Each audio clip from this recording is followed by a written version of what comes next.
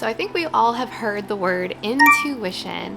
What does it mean? I think we all can agree that we know what our intuition is. A lot of people say it's like a gut feeling, but how do you actually use your intuition in a way that benefits you in making huge changes in your life, to making your life happier, to really just being more fulfilled? Because guess what?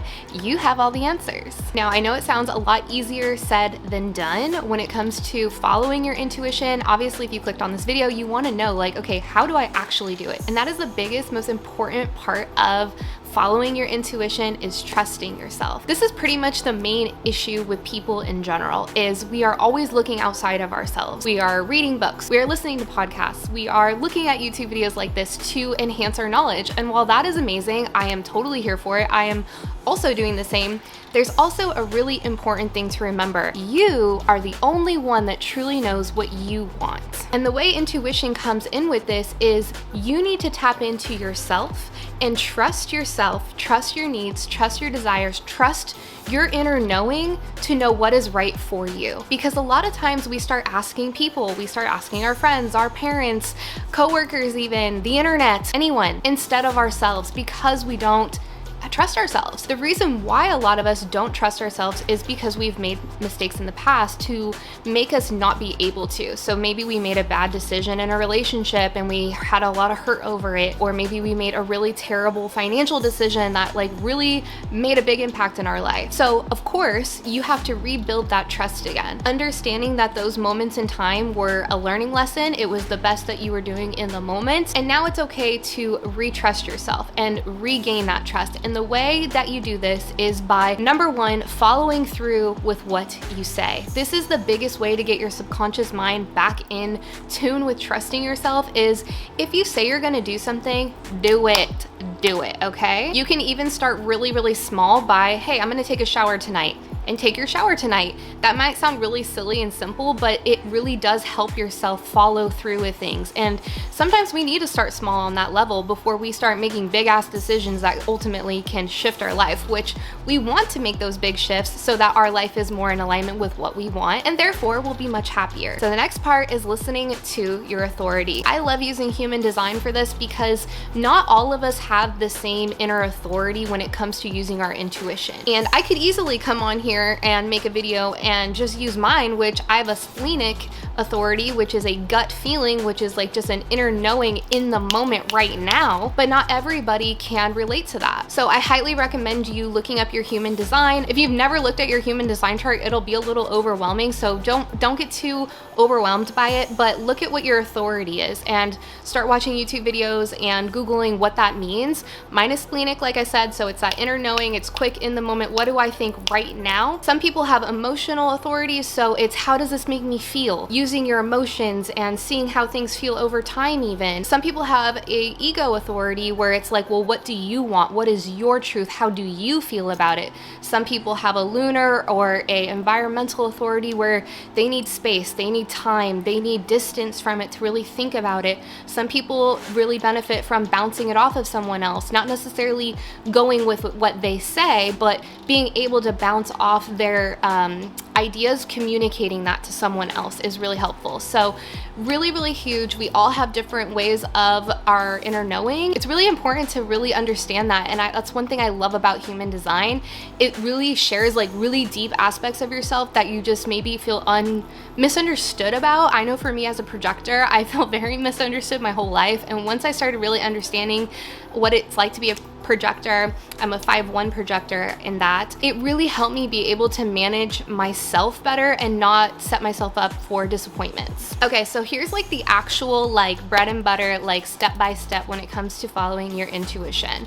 So this can be in small things like, hey, do you want to go out this weekend? Okay, let's tap into our inner intuition and see like what it says. Or it could be a big thing like, I really want to move. Okay, let's tap into our intuition and let's see what it's saying. What is it feeling like for us? So the biggest thing is taking a moment, taking a pause. This is the biggest thing. If you can make space in between someone saying something or asking you something and you're just reacting, your reaction, like, oh my God, yes, it's like, slow down. Take a moment and create some space tune in. Obviously, you don't have to like close your eyes and be like in front of someone if they're asking you a question. Like, obviously you don't need your intuition for everything, which I mean, I kind of use it for a lot though. But if it's something that's really bothering you or you're feeling unsure about, instead of asking everyone and their mom what they think, tap in. Go within. You truly know what's up. And if you're like, I actually don't, I don't know. You do, girl, you do. It's just that you have been conditioned to not trust yourself. Whether that was through childhood or some sort of situation that has happened in the past where you can't trust yourself because you've done things or things have happened to you that were bad, that were painful. It's unlearning that, coming back from that and saying, you know what, I can trust myself. I know what's best for me. Here's an example. You could easily be like, I want to be a stay-at-home mom, or I want to stay home and raise my children. But your parents or, you know, everyone around you is like, but you're so talented. You should be a musician. No, like, go for it. But you know deep down in your heart, you would be happier being at home and not maybe pursuing this talent or whatever it may be. You truly know what's best. And if you are just going to people please and please everyone around you and not really tap into who you are, what you want, you are not going to be fulfilled. And that's what life is all about. It's all about joy, fulfillment, enjoying our life, experiencing life for what it is. So take a pause, quiet the mind, and listen. Those 3 steps. Take a pause, take a moment, quiet the mind, and listen. What does it feel like? What's going on? Don't get stuck up in the mind. The mind is going to blah, blah, blah, blah, blah, blah, blah. It's going to go a mile a minute. It's going to have, oh my God, and anxiety and worry. And that's not your intuition. Okay, that is not your intuition. Your intuition is a calm. That's why it's important to take a moment, take a breath, center, ground, listen. Don't let the mind ramble. That is not your intuition. I feel like I need to say that again. So one of my favorite things to do when I have a time in the moment, obviously sometimes you need your intuition like right now, which is fine. But if you can have some space to think about something, use the shower. That's like my favorite place.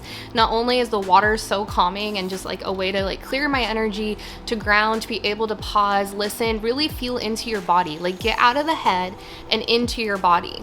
You know, feel your feet on the floor, feel your legs standing there, feel the water on your skin. Get out of the mind if you feel like you're just like overthinking, because that is definitely how I am sometimes. Like my brain is just like rambling, and it's like really hard sometimes to just step out of that. So just remember, your intuition is not the fears, the worries, the oh my God, what is that? If it feels scary, it's not your intuition. That is fear. That is not your intuition. Intuition is a very like just a knowing. It's very neutral. It's calm. It can be even kind of quiet. It can be loud too, but it's not scary. It's not rooted in any sort of fear. It just is, okay? It's really, really important to decipher what your intuition is versus just your mind that doesn't shut the fuck up sometimes. Okay, and so the last little bit I want to talk about when it comes to developing your intuition is practice. Using your intuition all the time for all kinds of things. It can be simple things. It doesn't always have to be these huge, big things going on in life, which I mean, using your intuition for that is very important. Really what it is just, it's starting to really get used to yourself and what do you need and what do you want and how do you feel and what do you think, instead of looking outside of yourself all the time. We are always doing that. And again, it's nothing wrong with that. I think information is amazing, and I'm sitting here giving you information right now. Thing is it's taking this information and now actually integrating it into your life and using it for your advantage so that you are making better decisions for yourself. Not for anyone else, but for you. So be patient with yourself. It takes practice. It takes just like really just doing it more and more, and you'll start to get a vibe of what your intuition feels like. And it's just amazing when things happen and you just know, and you just know, and you just know. It just feels so freeing and light and just so amazing. Like, I'm just so grateful that I have done this for myself, because when I do things, I just know. There's nothing else to worry about because I just know. The last little bit I want to say is trust yourself. Trust the information that is coming through. If it really just feels simple and it feels like, okay, like, yeah, I think that's it. Don't overanalyze it. Don't let the mind get in the way. Well, what about this? What about that? Just let it be. Like, get into like a sort of meditative state if you're really new at it, to be able to separate the mind from the intuition and then follow the intuition and see what happens. So that's pretty much all I wanted to share. I hope this helped you, and I will see you guys in the next video. Bye.